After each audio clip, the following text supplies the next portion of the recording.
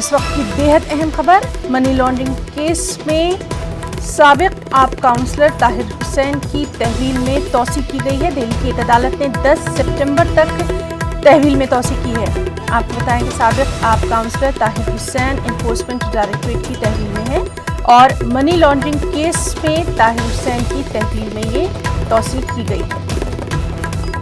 دہلی کی ایک عدالت نے 10 سپٹمبر تک تحویل میں توسیع کی ہے۔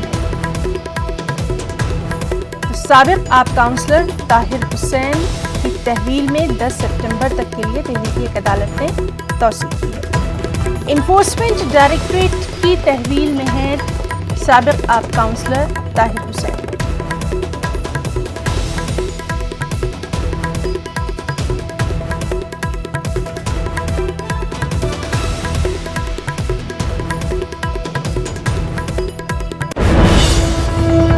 رکنا چاہیں گے ایک بریک کے لیے۔